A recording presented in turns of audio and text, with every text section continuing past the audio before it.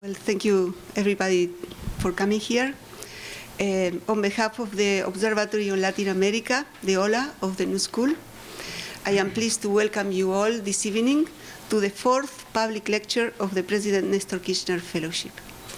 With this event, which culminates the stay at the New School of the two fellows who are presenting their work today, we are completing the second year of the fellowship, which started in 2011, and we are pleased to announce that we already have started the dissemination of the call for applications for the third year, 2013-2014. Then we can say that the fellowship is on the move, getting to be known in Latin America and recognized for the innovative profile unique in the region, supporting young leaders working both in academia and in the public service and engagement. Now, some info about the OLA that we want to share with you. The OLA was formally launched at the New School in September 2006 by the current Argentine President, Cristina Fernández de Kirchner, and it is directed by Michael Cohen. We are aware that we are working at the OLA during a time of political change and renewed interest in Latin America, where in the last decades, progressive leaders are seeking and trying out new policies and approaches to strengthen democracy, to define new economic and social policies, and to achieve social justice in their countries. About the objectives of the OLA, we can summarize this in three verbs: to study, to link, and to mobilize. First, to study and observe the process of political and economic change in Latin America. Second, to link institutions in the US and Latin America to strengthening understanding of the challenges of building social democracy in a globalized world. All in all, in the last 7 years, the OLA hosted 60 events here at the New School and in Latin America. And you have the list of the events in one of the pages of the brochure. The third objective is to mobilize resources and ideas together with Latin American institutions to further these goals, and this fellowship accomplishes many of these goals. The work program of the OLA is organized around 5 themes: the President Néstor Kirchner Fellowship Program, the Latin America on the Move program, which brings speakers to New York.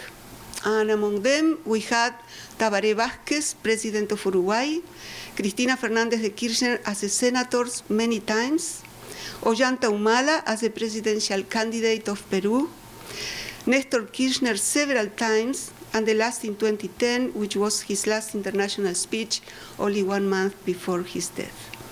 And also in 2011, we have Rafael Correa, President of Ecuador, who gave a presentation at the New School. Another program is the Building Latin American Bicentennials, which has held 2 international calls for paper and audiovisuals, which together with the Kirchner Fellowship has put the OLA on the map by receiving almost 1 million hits in its website in the last academic years. We have published recently a book, and we are preparing the second, the book of the result of the second book. Design and Social Development is another collaborative program, and finally we have an online space in honor of the mothers of Plaza de Mayo.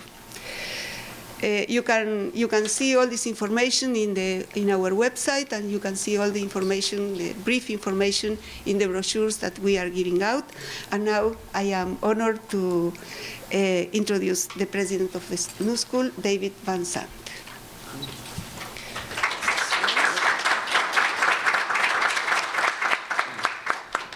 Thank you very much, Margarita, and I want to extend my welcome to everyone here, particularly on a snowy evening. It's great to see all of you here. This program reflects the New School's core commitments. Those commitments are to creative and critical thinking about social problems and to being engaged with global issues in global cultures. And we want to do that in an atmosphere of open academic and discourse and tolerant discourse.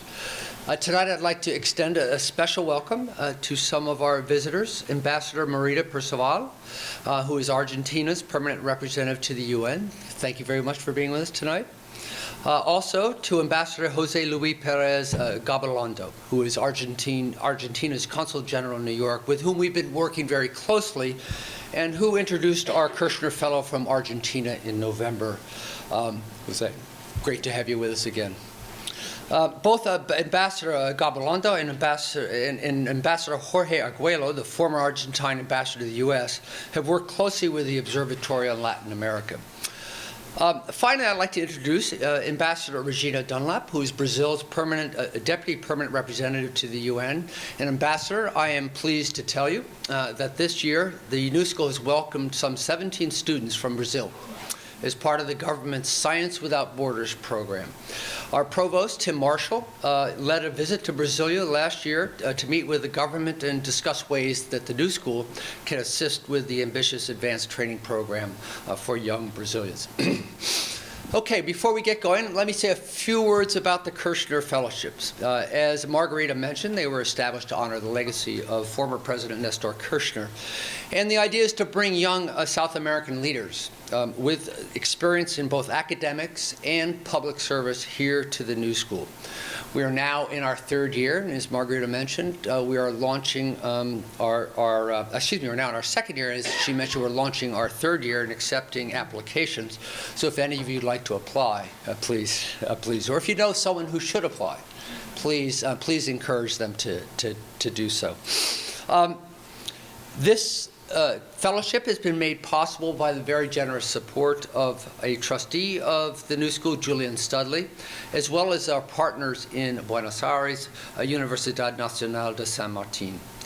This year, we had 67 applicants from 8 countries all across South America. We engaged in a 3-step selection process. First, there was an initial jury that met in Buenos Aires in June of last year, 2012. Then in the second round, the applications were sent to a group of international jurists. They came from 10 different countries, and they included new school faculty. And finally, in the final round, in August of last year, the jury met in Buenos Aires to select the 3 winners. Ambassador Percival participated in the first round of the jury for the second consecutive year, so thank you very much for doing that. In addition, the New School for Public Engagement Executive Dean, David Scobie, and myself participated with the jurors in the final round in Buenos Aires, along with Carlos Ruta, the rector of Universidad Nacional de San Martín, Jorge Arguello, as I mentioned before, the Argentine ambassador to the U.S. at the time, Jorge Tayena, the former foreign minister of Argentina, Francisco Carrion, the former foreign minister of Ecuador, Mercedes Marco Del Pont, the governor of the Central Bank of Argentina, Saskia Sassen, a professor at Columbia University, and Maria Neves Rico, who represented the UN's Economic Commission on Latin America. This year's winners are Cecilia Minaveri from Argentina. She was with us back in November and spoke to us then, as well as participating in a number of seminars here at the New School. And during this period of time, we have our 2 other winners, and I'm pleased to welcome them. Luis Norris Guimaraes from Brazil, and Jeremy Roland Álvarez Chavez from Peru. They'll both be speaking to us this evening. Now I'd like to introduce Ambassador Percival, who will introduce our fellow from Peru. She is the newly appointed Argentine permanent representative to the UN. She has extensive academic and professional experience. She's a professor of philosophy, a former senator and chair of the Defense Committee in the Argentine Senate, Argentina's former undersecretary for human rights, and finally, currently she represents Argentina on the UN Security Council, where she tells me she's been very busy for the last period of time. Welcome, Ambassador.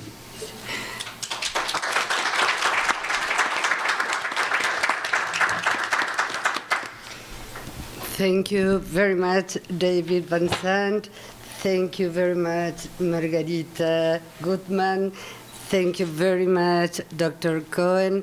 I'm very happy to be here because I believe that the new school is also my place in the world. Because I knew the new school, I think many, many years ago when I was senator, and the dynamic of this university, also the progressist view and the social, economical, and political issues make a difference. So really, thank you for inviting me at this, in this moment that is a very special moment. And sorry for my English, but it's better now. Michael know perfectly that I speak bad 3 months ago, real. But at this time, it's this very special moment because the President Néstor Kirchner Fellowship program, at this chapter, when President Chavez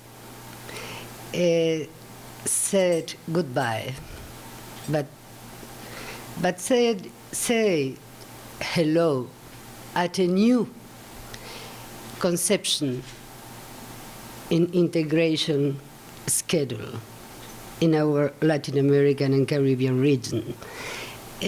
Because many societies all over the world, but especially all the people in Latin America and Caribbean, and in the last decade, also the governments, put in the heart of the public policies human rights.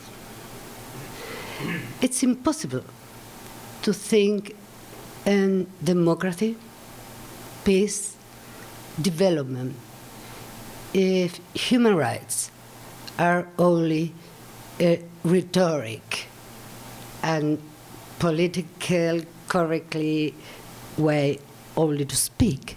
Human rights need not only laws, need realities. So when we evaluated the different proposals, are very difficult to select, really. Was very difficult because all the young people that has conditions as leaderships in our region presented very interesting papers, and also the curriculum vitae are very important CV. But why, Roland? I have a special pleasure to present your important contribution to think equality and human rights. Because this is the mirror of the fellowship that OLA promote. Because we have many programs that prioritize only economical issues, and it's very important. But you must put, as I recently said, you must put in the same level of priority the freedom, peace, and freedom and peace are the conditions to equality in our societies. So, you know that Argentina believes that all people, regardless of their sexual orientation or gender identity, should be able to enjoy the full range of human rights without exception. It is true, I am ambassador, but I am also feminist. It's a trouble. But this week we are in a strong debate about violence against women all over the world. It is true that the Universal Declaration of Human Rights does not explicitly mention sexual orientation or gender identity, but it prohibits discrimination on any grounds. Also, the development of international human rights law has developed to more human rights related issues. The example of women is clearly in this sense. But we have the Yogyakarta principles on the application of international human rights in relation to sexual orientation and gender identity. I believe it's a comprehensive framework that provides a universal guide for the application of international human rights law against violation experienced every day by LGBTI people, and to ensure the universal reach of human rights protection. I tell you that Argentina has many, many laws. You know that we approved in our Congress with the support of our government different laws because, for example, equal rights for all in social security, for example, or same-sex marriage, gender identity, and the presidential decree to inscribe children under 18 days of age of marriage by two women. But we have many laws, and that Roland asked for us is that we need theory, we need conventions, we need declarations, we need laws, but we need especially a cultural and social change. This is the challenge. We have, I repeat, we have many, many laws.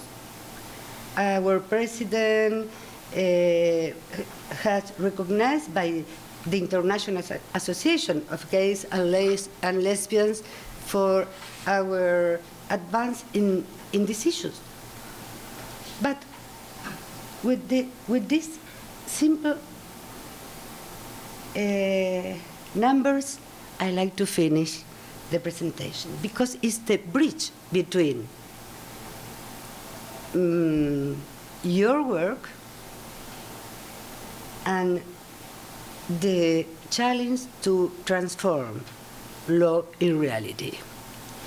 The last survey that INDEC, our statistical institution, organized in last year in Buenos Aires province. It's a great province.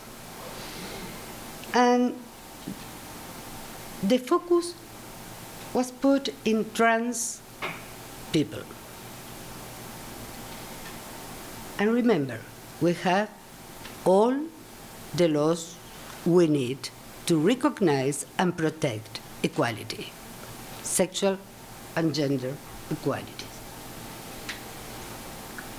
What this survey said to us: discrimination, police harassment, and different difficulties accessing decent work, since a high percentage should engage in prostitution in order to survive, are the main problems faced on a daily basis transsexuals, transgender, and trans men. When you obtain the empirical dates, you find that 49% reported that the discriminatory attitude began between family members or relatives. 41% received the rejection from her friends. 63% were discriminated against by their neighbors, and only 17% by their partner or ex-partner, while 84% admitted having lived experience of discrimination in their lives. And we have laws. And we have laws. And what happened at school? 44.5% stated that they had to leave school. They had to leave school because of discrimination experience. The 47% could reach the secondary school, while 37% agreed only to primary school. Only 4% higher non-university or college. What happened with our public health system? And the experience is the same, discrimination. What happened with the police? Discrimination. What happened in prisons? Discrimination. So, our society and our government decided as priority to approve laws, but the most important priority is to change the daily reality. Because if one society has the right to discriminate people for the reason that that person is different, this society is not a real democracy. And in Latin America and Caribbean, here in New School, in this program, we hope, we believe, we are sure that only equality societies make the change. Thank you.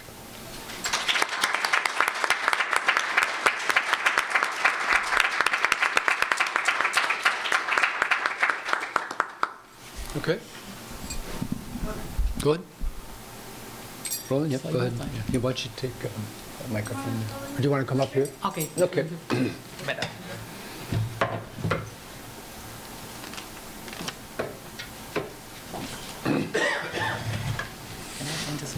Am I blocking? My head is blocking. Yeah. Just press this one, okay? Over here. Okay, perfect.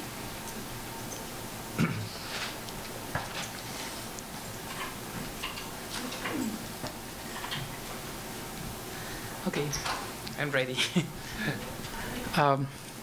Thank you, Ambassador Maria Cristina Percival. Thank you also, Ambassador Regina Dunlop. And thank you to the New School and Observatory of Latin America for the great spirit, of being here. And also thank you for the great, and amazing introduction, and you did make really, the description of the landscape, what is happening in Argentina. And also even Argentina has laws, but in Peru, can you imagine a situation where we don't have any laws? So it's more critical. So we will see it, in my presentation. And also thank you to you, everyone, for coming to this lecture. Okay, well, my name is Roland Álvarez, for my friends and comrades, call me just Ronnie. Yeah, it's just to make more familiar, and to make me feel more, confident, I'm a little nervous.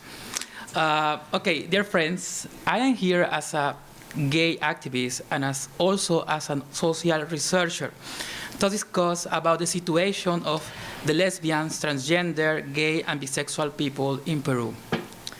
So I know, as also you really mentioned, it is not a common issue discussed but in relation to human rights and the role of the state and the civil society on the political field for allocating rights and responses to basic needs in a globalized context, these LGTB issues is indeed a very important issue. The LGTB movement in Peru is 30 years old, fighting for accessing human rights, which are a reality in other regions of the world, including some of our neighbors like Brazil, Argentina, Ecuador, and Bolivia, who have recognition in constitution, regional directives, and also national laws. For example, Brazil has a very interesting, a big national program, called Brazil Against Homophobia. And it's a very interesting, effort. How is the government really working on the issues of discrimination against LGBT people? And also the government, assuring, the budgets, for this community. And also the amazing Argentinian program, and also the law that now transgender people can change their identity on their national ID cards. That is really awesome. And also experiences, also in Argentina for transgender people, like, for example, popular schools, where transgenders can go, school, to finish, their studies. And also cooperative, for working, who which join transgender together, and also selling, their stuff to the local government. That is a very amazing experience. Therefore, in the process of negotiation, struggling, and coordination between the state and the LGBT movement, we can ask, how it is that Peru has failed to incorporate any social and political compensation recognition toward so-called LGBT citizens. There are many examples which depict the real situation of accessing rights. For example, the law of equal opportunity for women and men, where lesbians were neglected, or the National Human Rights Plan, where there were restrictions on basic rights as to legalize same-sex relationships and to protect diverse families. Among others, for example, like the Ibero-American Convention on the Rights of the Jew, when the Peruvian government wanted to ratify the convention, but with restrictions, on basis of the gender identity and sexual orientation. In response to that questions, that how is Peru has failed, on that, taking into account the movements, the encounters, and also the disagreement between the states and the LGBT people, I can say that in Peru exists as a state culture, characterized by the systematic denial of rights and inaction in public policies and social programs LGBT inclusive, situation that can be considered as the existence of social policy by omission.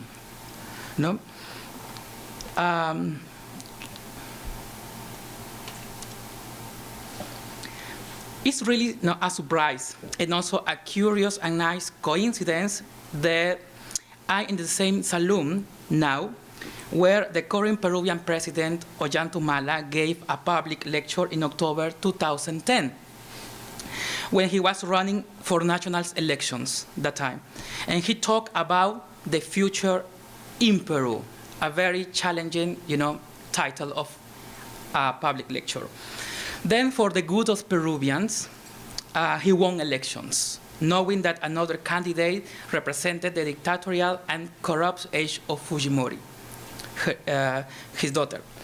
Also, we were pleased with his national platform, which symbolizes a great social, economic, cultural, and political transformation for all. The title of the program was called, The Great Transformation in Peru. Well, I am not here to criticize him or his government. That is a usual task for Peruvian media and political oppositions in Peru. However, primarily, I am here to analyze some of his promises and how some goals and national projects are still to be done properly.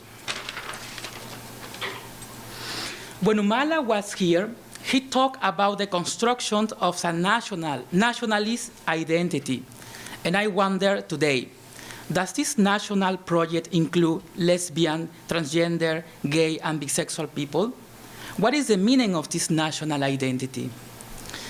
This identity, to be a national tax, which has been considered by many Peruvian historians as an accomplished project. You know, in Peru, we talk about every time that what is happening with the idea of identity, because we are a multicultural and multi-ethnographic, country. So there are many social and also ethnographic groups. So we are talking about what is the idea of nation, what is the idea of the national identity. But all this project, that Humala talked that time, must also consider all the other historically neglected groups in Peru: the Afro, the indigenous, the sexual diversity, the poor, the women, and furthermore, it must break with all privilege that have some other identities which are reminiscence of the colonial system. Secondly, President Humala addresses wisely the importance and the need of leaders to fight for human rights. And in response to that, we have had leaders working for 30 years in Peru. Actually, we don't need an honorary recognition. We need formal access to rights. Finally, he talked about the role of the states as a provider of health, education, and employment. Very important issues. This powerful task makes me think about the responsibility of this actor to allocate these means for change for all, regardless sexual orientation and gender identity. In this way, it was not just Mr. Humala who mentioned all these intentions. Presidents of Peru, former President Toledo and former President Garcia, did it as well in the respective governments. Thus, I consider in Peru worse as an institutionalized homophobia based on a structuralist relation that excludes, marginalizes, and keeps LGBT community in poverty. Thinking about healthcare, that is very important. I have to consider that in Peru, people are marginalized from comprehensive healthcare because all policies we have now are just related to the issue of HIV/AIDS.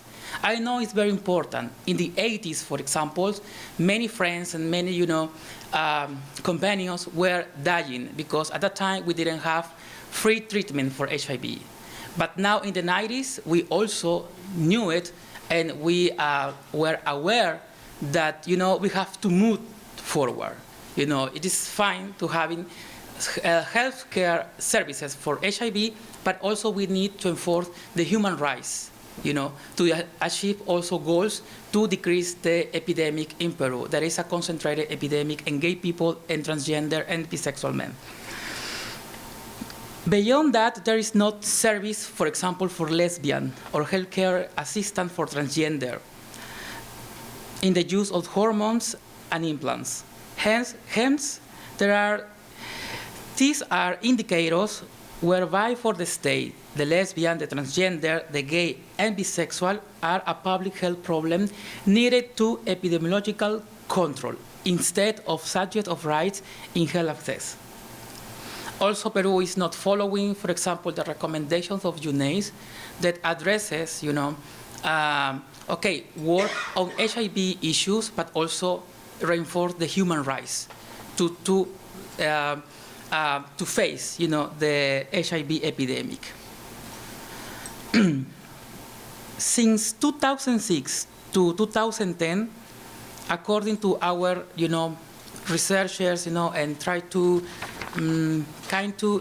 research some data, every week an LGBT person has been killed in Peru because of hate crimes.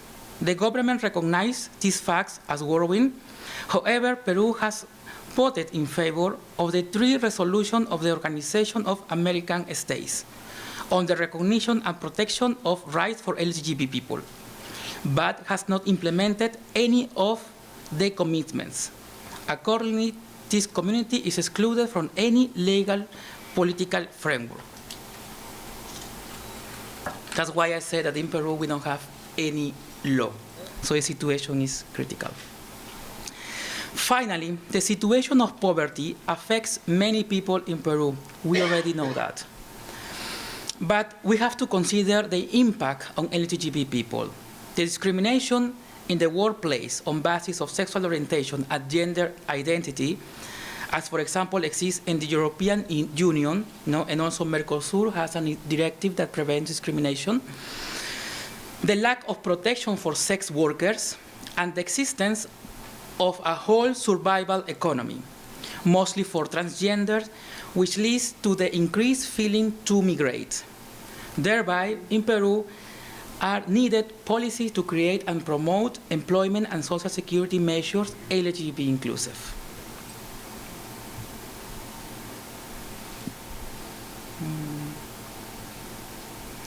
So what kind of answers can explain these situations? I propose three factors involved in this particular context. The first one is the intense neoliberalism experienced in the 90s, which meant the retraction of the role of the state as provider and protector in social measures, and brought the total openness of the markets. This caused the deleterious effects on living conditions and also a conservative move against recognition of rights for LGBT and women mostly.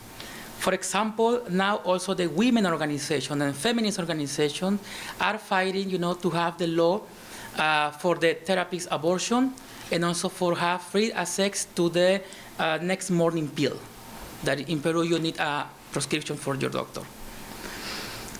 The second, the social fragmentation, including social movement, the awakening of social parties caused by the high levels of corruption, political desinstitutionalization, and principally the disconnection of political leaderships from civil society. This has created a gap in which LGBT demands have not been fairly or accurately challenged.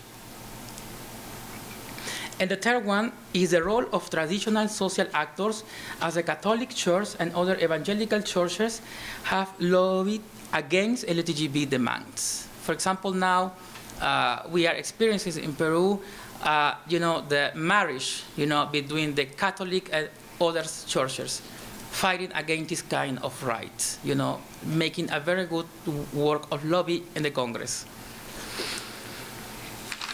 The story has demonstrated that in mediation for changes at the political level, negotiation for states imply the recognition of the other as equal. And in Peru exists a subordinate relation to civil society organizations in general.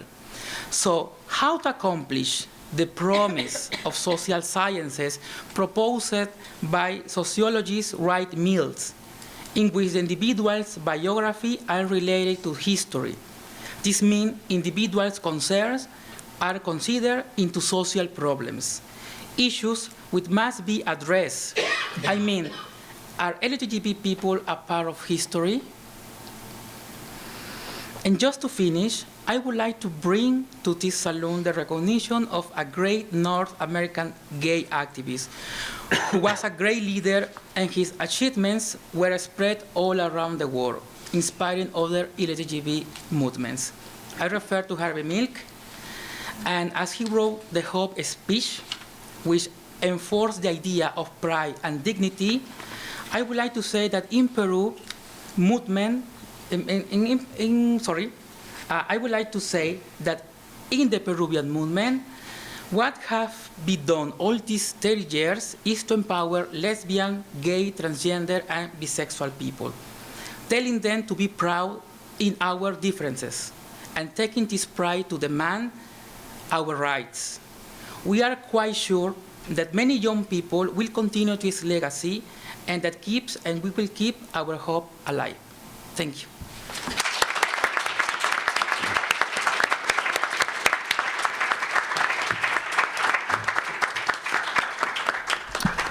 Thank you very much, Rolly. That was excellent. Thank you. You need more water. You need water. We will have time for questions at the end, but we want to go on with our second speaker, and I'd like now to ask Ambassador Dunlap to introduce our fellow from Brazil. As I mentioned before, the ambassador is the Deputy Permanent Representative at the UN for Brazil, and she's the former director of the Department of Asia and Oceania in Brazil's Ministry of Foreign Affairs, and finally served in Brazil's embassies in both London and Shanghai. So, please. Well, thank you very much. I am indeed honored to have been invited to be here with you and among teachers and professors here at the new school and students here. And I would like to commend the work of the new school is developing and carrying out in promoting this kind of interaction between our part of the world and the possibilities that you have to offer here. This is indeed commendable, and I thank you very much for that. I would also like to say that it is a particular honor for me to be next to Ambassador Perceval, a woman and an ambassador I very much admire. And I would also like to congratulate Roland and Lucas, these two young talents, for their work and the hopes and expectations that you carry now for your future. Lucas Guimaraes wrote an essay on energy integration for sustainable resources as a means of development. And this is the reason, I think, that this is the work that has brought him to new school under this Nestor Kirchner Fellowship.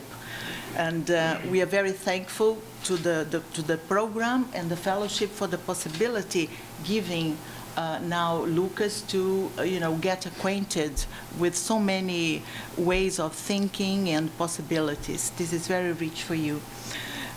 We believe that programs such as the President Néstor Kirchner Fellowship provide incentives to research in areas of great significance to South America, such as energy and sustainable development, which is the case here with Lucas. And particularly if you recall that very recently we held a conference in Rio, Rio+20, which gained some space in the media, and was exactly focused on eradicating poverty and creating conditions for sustainable development. And by sustainable development, it was made very clear that it would bring about the integration of worries about environment, social, and economic inclusion. And I think this is very pertinent that Luca has, thought about these themes. Lucas has a master's degree in law and public policy at the University Center of Brasilia, and is currently completing his PhD in law, let me see if I pronounce it, at the Frei University of Berlin, and has also served as a legal advisor to the National Electric Energy Agency in Brazil, which credits him with 5 years experience in a regulating body. It's not a government body, but it is a regulating body that monitors activities dealing with energy. The theme Lucas chose couldn't be more timely. As I pointed out, as a consequence of Rio+20, we are now devoting a lot of our time at the United Nations in trying to give concrete results to what was agreed there in Rio. And today we had, just as an example, a meeting to deliberate on the beginning of a group that's going to write down what will be the sustainable development goals. what would the societies expect in terms of energy, for example, as he mentioned, but also in terms of water, social inclusion, and so on and so forth. So it's very timely. And tackling these two greatest challenges for us, which is poverty eradication in the case of Brazil as well, and sustainable development, requires, of course, access to sustainable energy for all. And this is what you're going to talk about. So promoting inclusive growth and fighting climate change also depends on the promotion of cleaner energy, in particular, renewable energy. Brazil has, for a very long time, developed, I think it was mid-50s, the first programs that used biofuels. And till today, we have a great number of cars out in the streets and buses and, transportation that still uses bioenergy as fuel. So when I see examples like today, Roland and Lucas, it makes me think that President Dilma Rousseff was very inspired when she created the program Science Without Borders. I'm very thankful to you for having mentioned you were receiving some Brazilians here, but I think that she had in mind not only the knowledge itself that our students, our young people will be able, of course, to acquire in different universities all over the world, but also this interaction and being in an environment where you have exchange with countries, people of all kinds, of all faces, of all beliefs. So good luck, and we count on the future. Thank you. Please.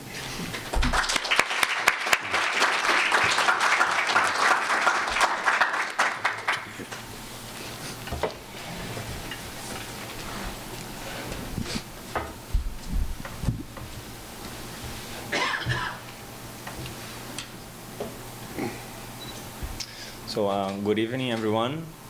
Thank you, Ambassador Dunlop, for the introduction.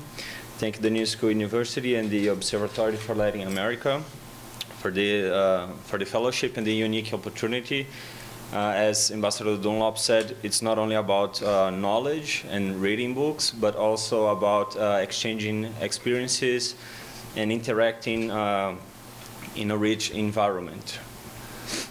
So with my research, I'm trying to offer a contribution in the field of energy and development. Although South America has no lack of resources, with small exceptions such as parts of Chile and a small portion in Uruguay, South America has an energy problem. Blackouts, transmission failures, distribution bottlenecks, are kind of routine in the history of the South American wavering development. Besides that, the solutions thought so far to overcome this problem pressure the environment and the people considerably. Examples we have with the construction of huge dams, deforestation for some kind of biofuels, pollution and greenhouse gases emissions from the exploitation of coal, oil, and gas. So thinking about forms to shift the way we relate with nature, as I am proposing for South America, I am proposing for South America an integration of the energy systems based on renewable energies. The background for my studies lies in the incompatibility between the current development and growth model and the nature's capacity to replace the resources that we take from it. Although this model has been producing for some people and for some time great progress, I believe that, and that occurred since the Industrial Revolution, and I believe it may keep producing some wealth, let's say, for the next 50 years, this model is, in the long run, unsustainable.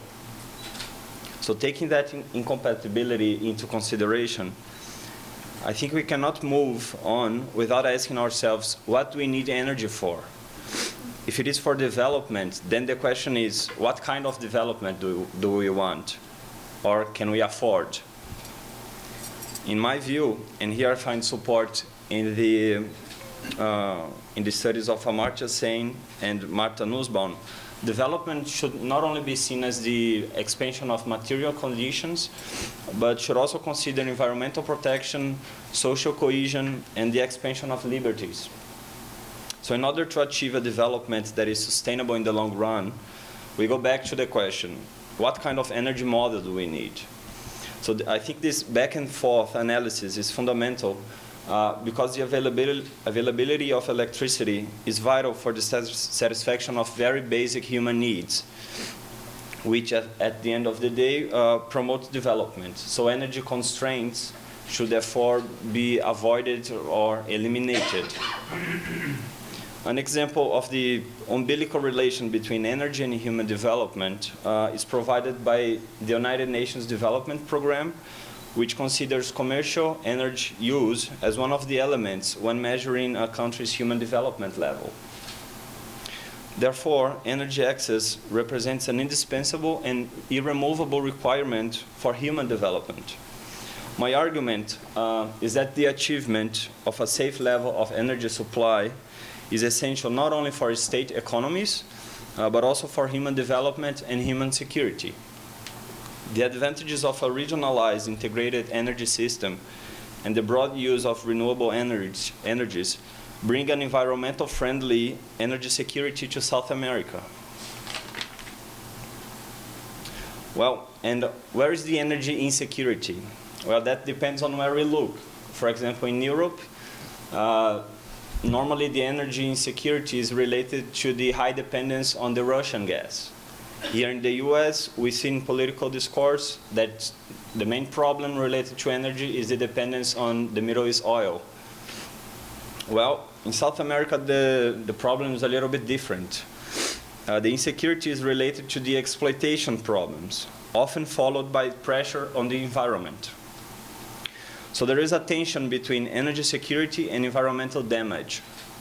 This tension might be solved by the renewables combined with integration approach, which I am suggesting.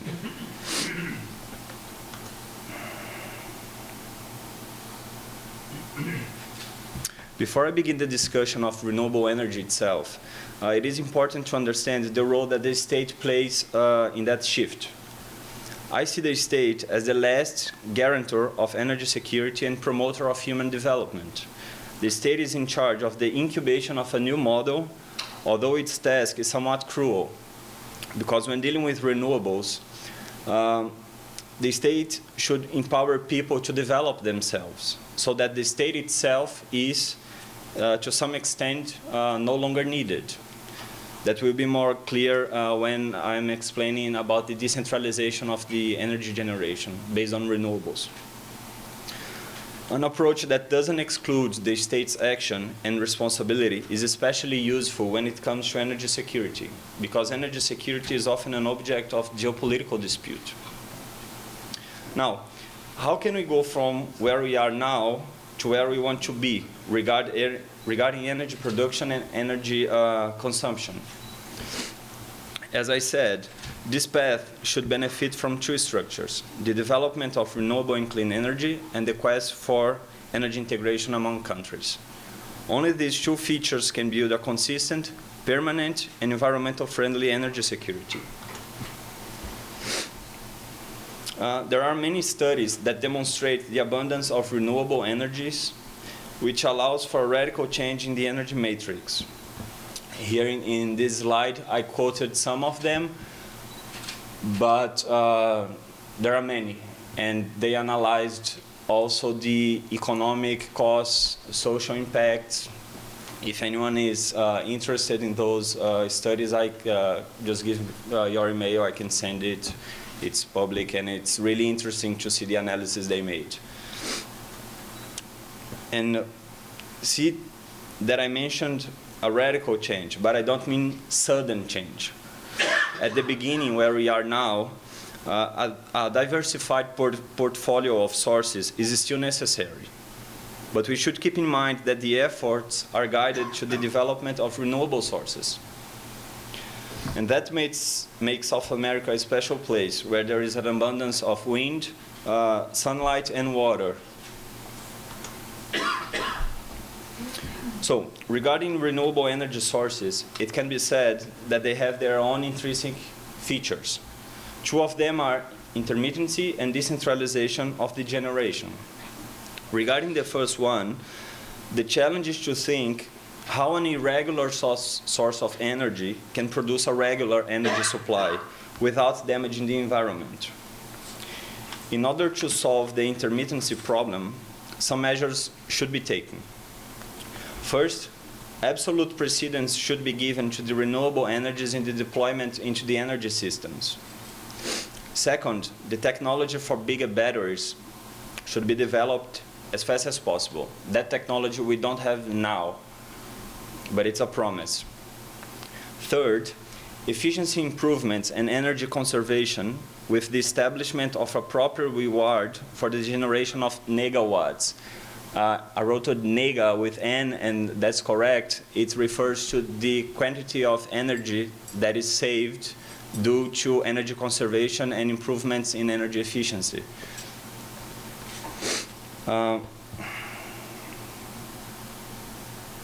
The decentralization of the energy production poses the problem of the low power density on one side, but on the other side, it has the capability to empower the citizen to, as much as possible, go self-sufficient, relying on the power utility only when needed. That's an extremely relevant contribution to human development. Examples of successful decentralized renewable energy systems are given by some German cities and villages whose citizens decided to organize themselves in cooperatives in order to develop their own renewable-based energy systems without renouncing the state as last guarantor. So it's not a question of going off the grid, but to still be connected with the utility, but at the same time go as much as possible self-sufficient.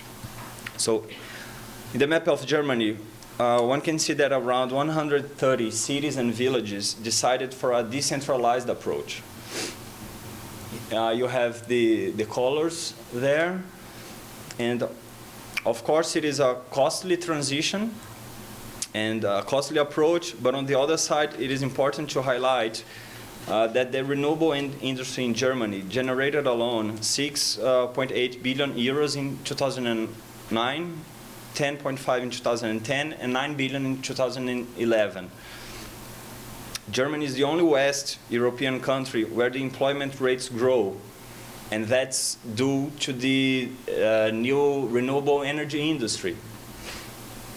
So, and besides that, technology plays an important role. For example, here. In one wind farm in northern Germany, improvements in technology, already improvements in new technology, made possible to generate more energy through wind with less environmental intervention. Let me explain this picture. So that's a before-after picture. And the picture, the first one, it has 13 wind towers, each one of them 42 meters high. And they together generated 5.5 megawatts. And the energy production each year, it's around 14.4 million kilowatts hours. After the after picture with new improvements in wind turbines, they changed those 13 for only 5 towers. They are, of course, bigger, 120 meters high, and they can generate 50 megawatts. That's three times more. And regarding the energy production along the year, they produced 48 million megawatt hours. So one can see also that it's less intermittent when the wind turbines wind towers are higher. So that's an example in which technology helps solve the intermittency problem. On the other side, there is also those renewable mega power plants, such as the solar power plants in northern Africa and the offshore wind parks in northern Europe, that play also a role, an important role in the energy transition. They are compatible with the consolidated energy structures of our time, which are marked by centralization and power concentration. But they are still necessary, especially for our industrial process. Regarding energy integration, how can it contribute to a greater energy security? First, there are advantages and disadvantages regarding regional integration. The advantages are energy integration generates scale economies, reduces the demand for fossil fuels and consequently CO2 emissions, postpones investments in new generation plants, since integration leads to an optimization of the resources used and creates greater trust on the electric energy system. Going specific to South America, one can bring the following advantages. Additional hydraulicity due to differences in rainfall regimes. That's especially true between Venezuela and Brazil, or Brazil and Argentina, for example. Differences between the consumption peaks and critical periods, since South America has, depending on summertime, 5 different time zones. So when it's peak hour in São Paulo, it's not peak hour in Caracas or Buenos Aires, so the energy can be allocated. And it's also important to understand that the advantages of energy integration contribute to a decrease of the risks of having an energy matrix based on intermittent renewable sources. On the other side, the obstacles toward energy integration are the many diverse political stances in Latin America, the idea of national security, the use of the infrastructure sector to balance macroeconomy. An example is the use of tariffs to control inflation. That was especially used at the end of the 80s. Different energy cycles between Brazil and other countries, and the great distances between production areas and distribution centers. The first of those two disadvantages could be solved with a multilateral cooperative approach, while the last could be softened, but not completely solved, by the decentralization of the energy production, going local wherever possible. In Europe, for example, since 1998, they have the Energy Charter Treaty. The countries in Central America, for example, have since 1996 a treaty regarding energy integration, and South America doesn't have one. Now, the Central American countries are finishing the construction of a 1,800 kilometers transmission line through the states of Guatemala, El Salvador, Honduras, Nicaragua, Costa Rica, and Panama. So in South America, it can be said we have an institutional mess with overlapping rules and institutions. We have the Regional Energy Integration Commission, a non-profit international organization, the Latin America Energy Organization, a political and technical support organization, the Initiative for the Integration of Regional Infrastructure in South America, which is a forum for debate created after the liberalization process in South America. We have the Latin American Association for Integration, an organization for the establishment of common market, and we also have Mercosur and UNASUR. And they all work together, proposing all kinds of suggestions, studies. So therefore, the challenge in South America is to establish a coherent political and legal environment that compromises interests of all the South American nations, so that the energy problem can be solved inside a framework aligned with the ideas of a sustainable and more renewable energy matrix. And that's completely possible, taking into account the resources that we have. this challenge includes then the establishment of an institutional model to coordinate this integration, the enactment of laws, the correct distribution of rights, the implementation of accountability measures and mechanisms to obtain a correct pricing of the energy transition, the selection of a proper court for the resolution of conflicts, and many others. Today in South America, there are only isolated studies, bilateral agreements, technical cooperation protocols, and the Brazilian National Bank for Social and Economic Development financing strategy for Brazilian companies to implement expensive and not environmental friendly energy projects in South America, lacking a common energy agenda. The South American examples demonstrate a clear bilateral approach in prejudice of an establishment of a real South America energy integration. Examples of already built infrastructure are a transmission line between Brazil and Uruguay, the Itaipu, Salto Grande, and Yacyretá hydropower plants between Brazil and Paraguay, Argentina and Uruguay, and Argentina and Paraguay. We have gas imports from Argentina to Brazil, Argentina to Chile. Bolivia, Brazil also exchange gas. Bolivia, Argentina, and also electricity imports from Venezuela to Brazil.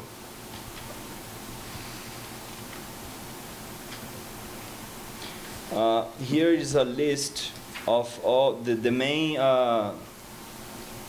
interconnections in South America related only to electricity. Gas is not there. Most of them are operating. Some of them operate only in emergency cases, and some of them are being constructed or studied. Ongoing projects are the binational Garabi hydropower plant between Brazil and Argentina, wind power plants in the border between Uruguay and Brazil, and the cooperation agreement between Brazil and Peru, among many others. Well, looking at that picture, that list, one can say that South America is integrated.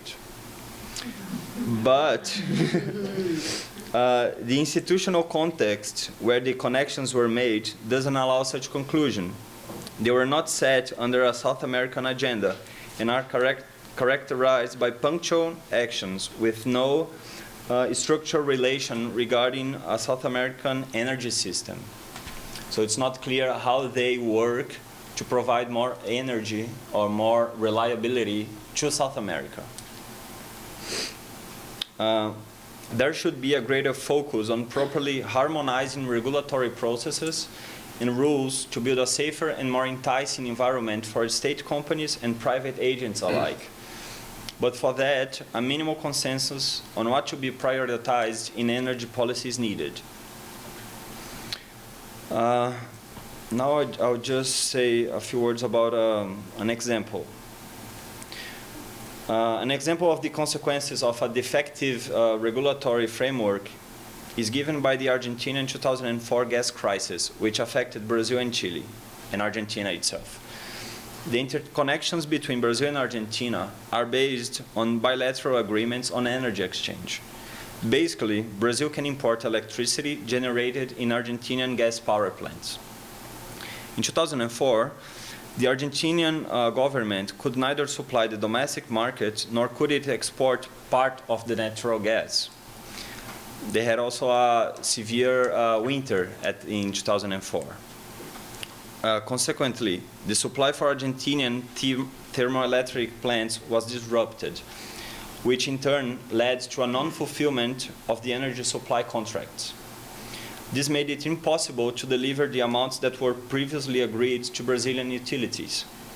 These energy shortages led some Brazilian companies to buy energy in the spot market at higher prices to supply their customers and keep continuity of the services rendered. It was assumed that Argentina acted as a sovereign state, and it was then ruled by the Brazilian regulatory agency that the Brazilian companies had been involuntarily exposed and could therefore pass the bill down to the final consumers. So the frailty of energy trade and natural gas supply agreements between Brazil and Argentina showed itself evident. There were no clear clauses on liability in the event of a possible shortage. Analyzing this example, we can conclude that the lack of a common regulation added to political factors, a weak operative agreement, and the lack of dialogue between the two countries' regulating bodies, or even the very existence of a third independent body, have led to higher tariffs for some Brazilian consumers. It should be underscored that the problem would have been even graver had there been an energy shortage instead of a tariff increased. This did not occur because the affected agents could still turn to the Brazilian spot market to purchase energy, though at a much higher price. Thought should also be given to the fact that maybe the supply problem would not even have occurred in a scenario where Brazil had more import options, or Argentina could be supplied from a third country. The point I'm trying to make is that although a level in complexity is added, the possibilities increase in an energy integrated environment. Of course, there is a tension between energy integration and sovereignty over resources, which have to be somehow loosened, setting cooperation and solidarity not only as principles, but as a daily practice. Part of the solution lies, as I see it, in the extensive use of renewable energies, which helps dislocate the problem of sovereignty, because although the state can reclaim sovereignty over the water from a river, the undersea oil, or the coal from a mine, it cannot reclaim property of sunlight and wind. Dealing with renewable energies is about finding legal and technical solutions to free the citizen energetically. It's about the sovereignty of the citizen understood as energy autonomy.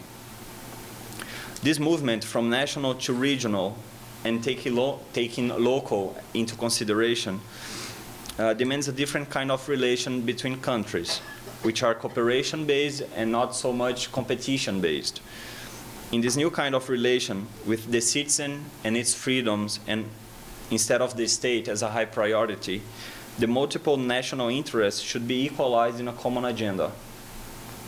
It is clear that a mere national interest-centered geopolitics won't bring development and world peace in a world that needs to find a common solution for a common problem, which is the human security in an environmentally endangered world. We are at an initial stage of a big change, and that although big and extremely costly, that's undeniable, needs to be done, and needs to be done somewhat fast. With my research, I offered suggestions and ideas regarding this set of new energy strategies, looking at examples of decentralized energy generation, learning from the mistakes and lost opportunities regarding energy exchanges in South America, investing big in new technologies and research, establishing a regulatory framework with a system operator and a regulatory body are some of the steps that could be taken so that South America can forge a unique and original development model. Thank you very much.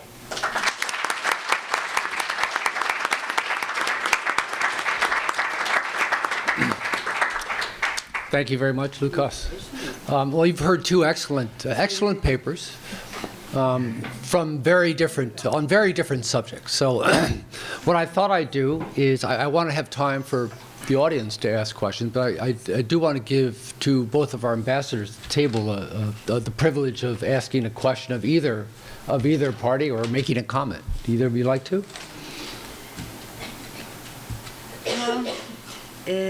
Thank you, and really one comment, but in the another issue about energy, and sure, Ambassador Dunlop, you remember clearly the beginning of this decade in our region. I came from Mendoza. Where's Mendoza? In the middle west of Argentina. in the Andean zone, okay? And my province is a desert. But we have wine. We don't have water, but we have wine. We elaborate wine. And all the effort of our workers in industries are put on, especially in agro-industrial sector.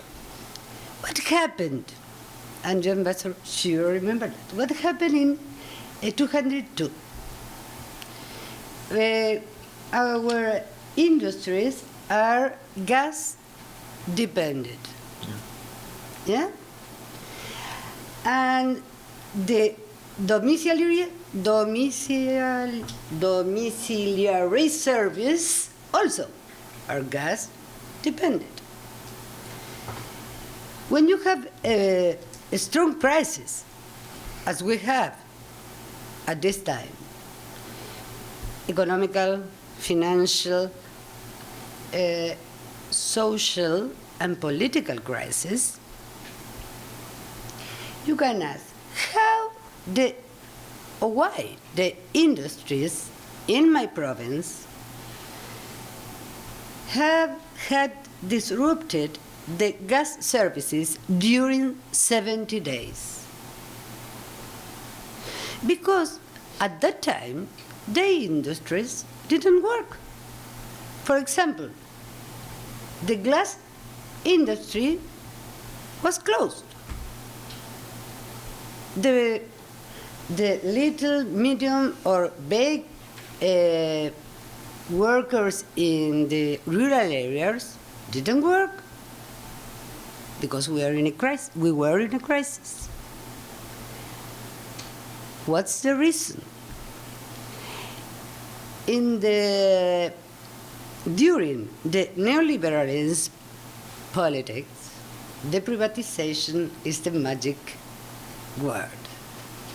You must privatize all, the imagination also. Okay.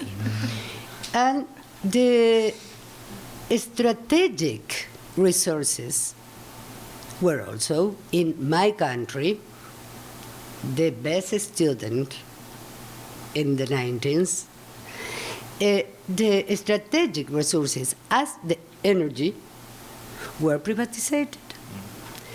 And this is not the world of good and bad person. It's the competitive in the economy.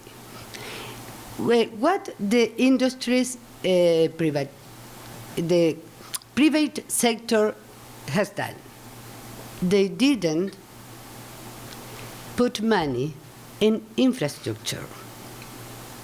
So when the rural activity was dead, the industries have support the interruption of the gas services during 70 days. The reason is not inversion in infrastructure. Then, and he remembered in this position that moment, in 205, 204,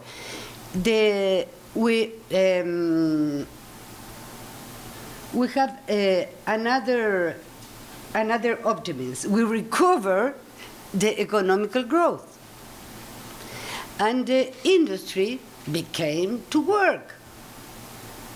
And we have two problems. Because we didn't have infrastructure and we have more demand.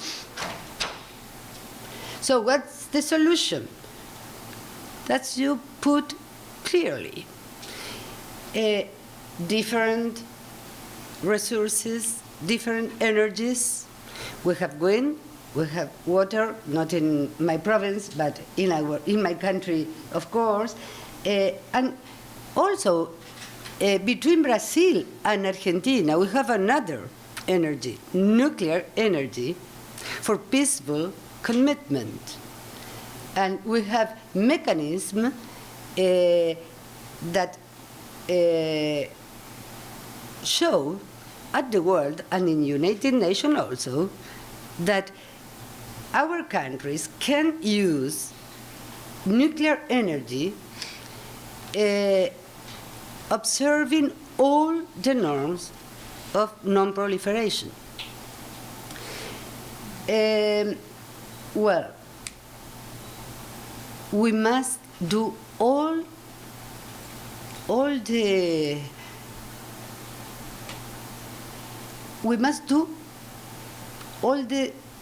todas las cosas, all the things at the same time.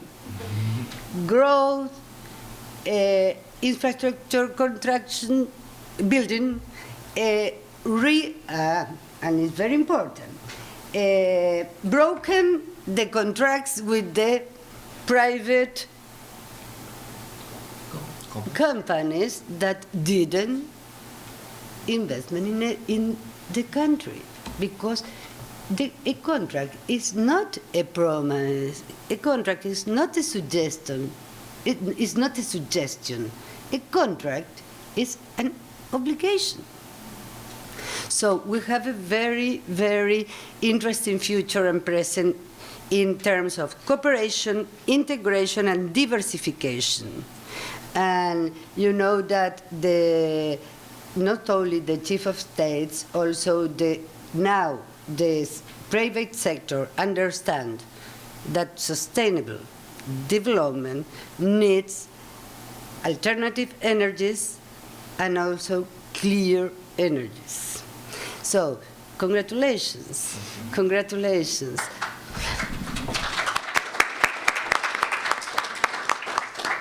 So, Ambassador Dunlop? Yes, very briefly, after all these important statements being put here, just to say that what I gathered from both of our young participants is that integration, as underlined by Ambassador Percival as well, is the key to all, the problems that you put, especially in energy. But I would say more. I think it is the solution to our part of the world. Of course, we have Mercosur, which is a bit older in relation to the other mechanisms that Lucas pointed out. And more recently, we have the creation of UNASUR, which is the community, the union of South American countries. But as for Brazil, I can tell that till very recently, we didn't have, for example, bridges to go from one country to the other, flights, as surprising as it may seem. But for example, I once went to Lima via Santiago in Chile. Yes, because it was the quickest and easiest way. So what both President Lula and President Dilma have been aiming at in what we can do in terms of integration is beginning physical integration as well. We need, transportation that can be here and there.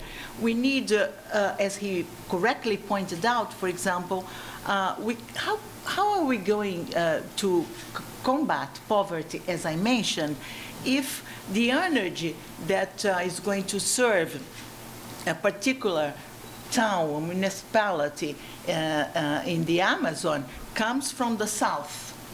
The transmission line has to go all the way through Brazil to reach that particular town, when it can come from Venezuela, from a nearby country.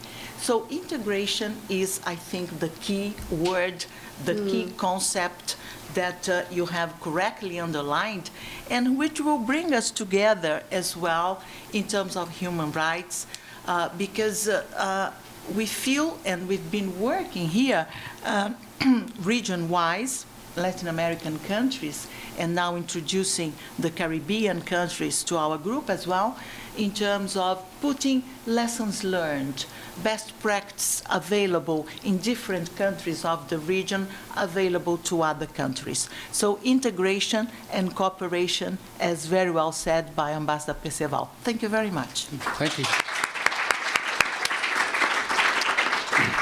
All right. First of all, I just want to recognize our provost, Tim Marshall, who's just joined us. Tim.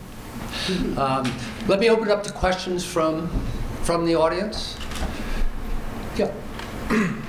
I have a question regarding backup generation for renewables, because that's obviously a very important variable, and it's a bit controversial.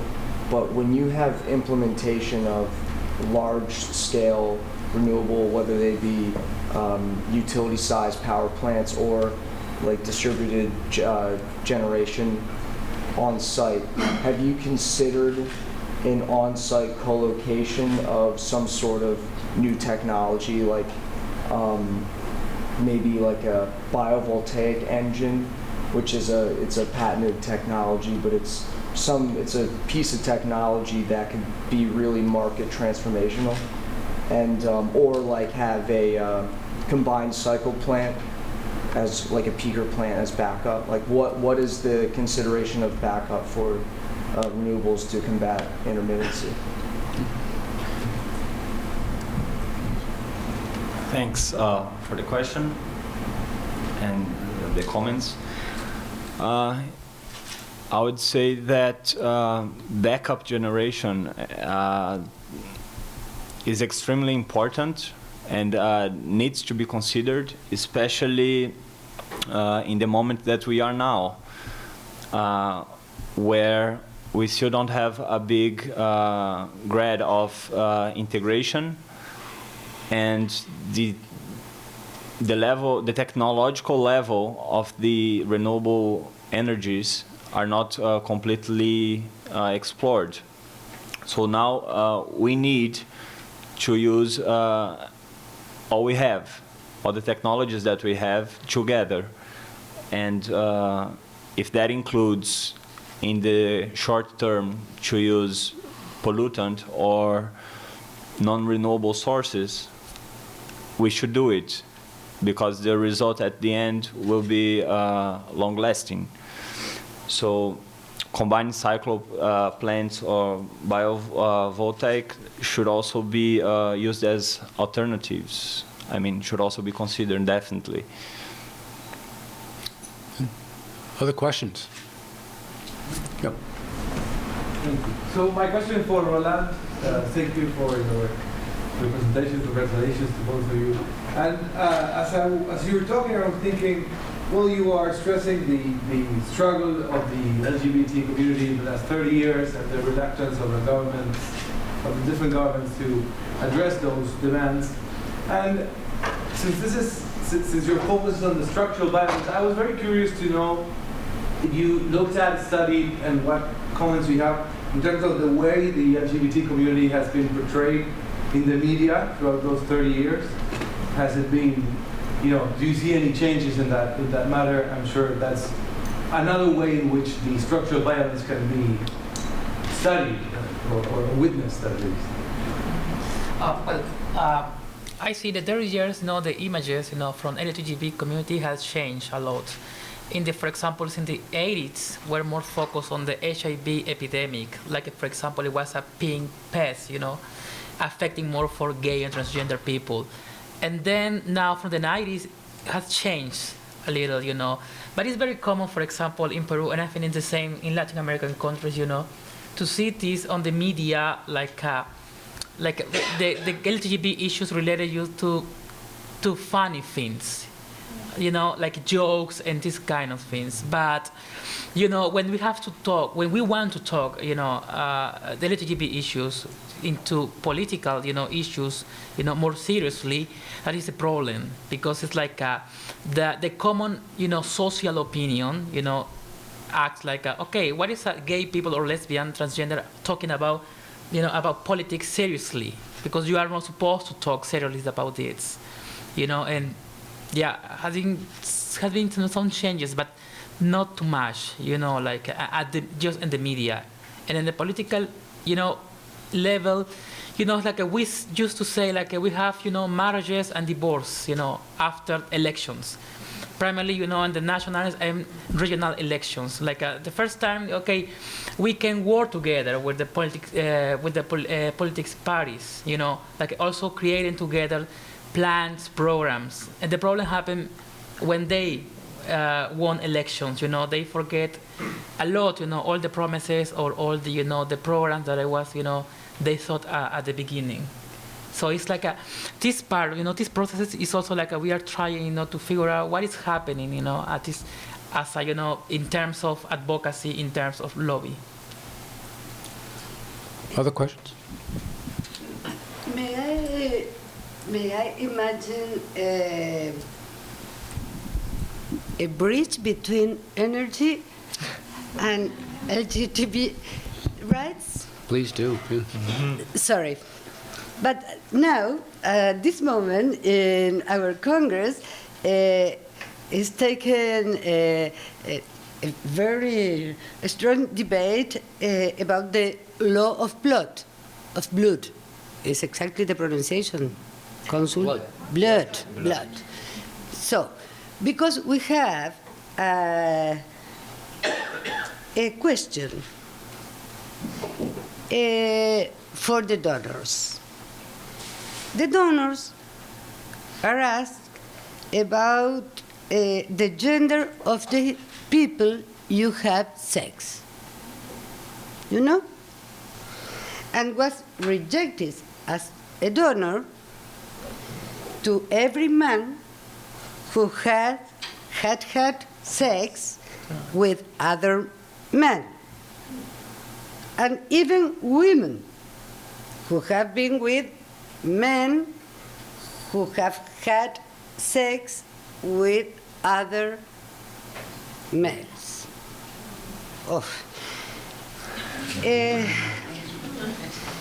But we are changing the law, not because we are good people, because it's false, the risk. It's really a prejudice. Why? In the last research of our health minister, the empirical dates say that 86.4% of men and 88.6% of women infected with HIV contracted it through unprotected sex. It is the exercise of unsafe sex life, so you can set for the donor risks not their sexual orientation. What about energy? If you think also the public policies in terms or not in terms of diversification, diversity, if you don't think the public policies in terms of cooperation, individualism, if you don't think the public policies in terms of inclusion, exclusion, we couldn't have a better future. In energy and in human rights also. Thank you. Good job. Other questions from the audience? Yep. Sorry, I'm Federico. I'm a Brazilian student of sociology here in the New School, and I also work in the Brazilian consulate here in New York with the Science Without Borders program, coordinated in the educational sector. So for sure there's a lot to be spoken. I first wanted to congratulate President Néstor because the New School is one of the biggest receptors of students from the program in the New York, Pennsylvania, and New Jersey area. And also going back to Lucas, I'm playing a little bit of devil's advocate and playing more of a New School student than a government official that I'm not. But thinking in pragmatic terms and thinking objectively in the current political scenario of South America, is it possible to think of an effective regional integration that is not this institutional overlapping or this efficient but only bilateral agreements? Is it possible to think about that in terms of also incentives for the biggest companies interested in building these large dams and large projects? So the question is it possible to think of integration without thinking of large projects that are very risky to the environment and especially risky to local communities? And think consequence of this question is also process of hearing, right? When we hear about international integration in the area of energy, we think of government officials and top officials negotiating agreements that will be effective for everybody and will reduce energy costs and everything. But this normally don't go together with consulting local populations and creating an integrated South American consultation. And yeah, difficult question, sorry. Yeah, indeed, difficult question.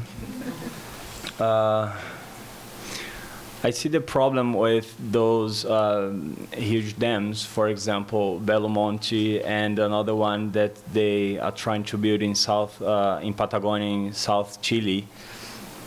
The main problem with them is what is the environmental impact, and that includes also the dislocation of people that are already there. And that's especially true. We see that in Xingu. In Brazil, we have an association that takes care of that. It's called MAB, M-A-B, and it's a movement for people that are affected by dams. And I think it's a worldwide association. It has connections with other associations in other countries. And I don't know if how can they fit a sustainable energy matrix for the future? Because, for example, in Belo Monte, they did those hearing processes, but it didn't result in anything. I mean, the construction is going, it's taking place. And one question that should be addressed is, what do we need energy for? I mean, these big power plants, where is this the energy generated from those power plants going? Are they staying in South America, or is this energy only being used to produce, I don't know, aluminum or ore and send it to Europe or the countries? So I think there is a complex relation between energy and the use that we make with that energy and the development. I mean, the consequences of the energy generated. And what I'm suggesting is that we move away as much as we can from those big projects that impact severely the environment. I mean, yes, we will have lots of energy, but at what environmental cost and social cost? And that's a question each citizen has to make, and if it's against it, then engage in public hearings, for example, and try to promote change. But idealistically, there wouldn't be place for those big power plants in the future. But that leads to the necessity of rethinking development itself. Mm-hmm. And that's a huge question. I mean, not having decreasing development? Exactly, or trying to develop without damaging the environment. Okay. The problem is that in South America, we need that development, and we are doing everything at the same time. So how can we develop and at the same time reduce poverty and distribute wealth? And I think that's inside the main political discourse in South America. We're doing those big projects because we need, I mean, Europe, or North America did that in the past and benefited from it. So now we're doing the same. But I believe, and I'm studying to I don't know, to convince other people that a different kind of development is possible. Good. But it's open. I mean, It's tough. tough. Yeah. Are there any other questions or comments? Yes. My question is for Roland. I know Argentina has done so much for LGBTI rights, and Uruguay as well. You know, I'm just wondering what nations like Argentina and Uruguay can do in terms of South American relations to maybe, you know, I don't want to say advance, but I want to say maybe force them, countries like Peru, to take a stand or maybe take some kind of movement on these issues of human rights. Yeah, well, I think it's a very big challenge for the country and also for the social movement, you know, that, for example, I belong. And, for example, Peru, well, has the intention to be part of Mercosur now. And, you know, I believe that if Peru wants to, you know, to join Mercosur, it has to also accept the directives to prevent discrimination, you know, in the workplace, you know, on basis of sexual orientation and gender identity. So I think also, as Lucas is talking, you know, about the development and integration, I also believe in the idea and integration, you know, in relation to human rights. You know, how the integration is also, you know, to economic benefits, but also, you know, development, you know, the improvement, and also to improve human rights, you know, the accessing of human rights for all, you know, regardless, you know, sexual orientation or gender identity. For example, Peru, you know, has looked a lot, you know, to the examples in Brazil. For example, the plan, the national plan against homophobia, and all that, you know, the achievements, you know, that has done, you know, in the healthcare system. And now Argentina, what is doing, working with the transgender. But the issue is, I think that our politicians are very, you know, like, I don't know how to say, like very, you know, cabezas, como que... Resistant. Yes, yes, yes. Yeah, because, you know, it's like 30 years, you know, asking the same, you know, you can say it's a lot of time, you know, and to having, you know, any legal framework is like, it's very, you know, depressing, but, you know, I prefer not to say it that because it looks like, yeah, it's not correctly, you know. But also, you know, we are also, for example, but also we have to learn from the experiences in Ecuador, in Bolivia. And for example, Evo, you know, granted the law, you know, in the constitution recognition these issues. But the problem is that, for example, what happened with my friends in Bolivia told me, okay, we got it, but it was so quickly, and also like, okay, it was like the government gave the law, but without the work of the social organization. So there was just like a vertical, you know, issue. And, you know, and what is happening, you know, exists a gap in people also who has, you know, on the society don't feel that they have a right, you know, they don't have a framework to feel that they are protected, you know. And also Ecuador, in the constitution happened the same. So I think it's a work, you know, in this state and civil society must, you know, to be together on the table and to work, you know, for this kind of development. Well, we've hit 8 o'clock, and so I'd like to end by thanking both of our ambassadors for being with us tonight, but even more importantly, our 2 Kirchner Fellows for being with us and giving such excellent lectures, answering questions, and I just want to congratulate each of you for the good job well done. So let's